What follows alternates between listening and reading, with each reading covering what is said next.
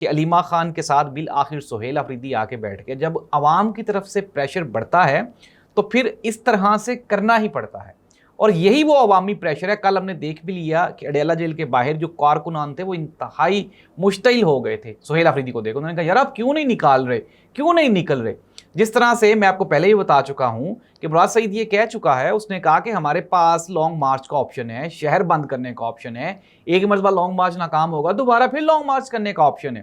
تو اگر ہم یہ کچھ نہیں کر رہے تو اس میں ہماری غلطی ہے. ناظرین, ایک طرف تو جو دوسری سیاسی جماعتیں ہیں وہ پی ٹی آئی کو نیچے گرانے کی کوشش کر رہی ہیں, پھر پی ٹی آئی کے لوگ آپس میں ہی لڑ رہے ہیں.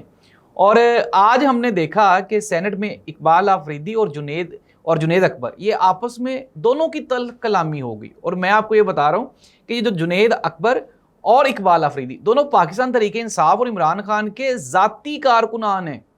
آپ امیجن کریں کہ اگر آپ کا اصل پوائنٹ پہ فوکس نہیں ہے, عمران خان کی رہائی پہ فوکس نہیں ہے, کے پی کے کی گورنمنٹ کرنے پہ فوکس نہیں ہے, ایک اچھی طاقتور اور توانا اپوزیشن کا کردار ادا کرنے کی اگر آپ پوزیشن میں نہیں ہیں, تو پھر آپ چھوڑیں یہ ساری آپ کی جو ایم این اے شپس ہیں, جو آپ جو پارلیمنٹیرینز بنے ہوئے ہیں, تو پھر آپ سکون سے گھر جا کے بیٹھ جائیں.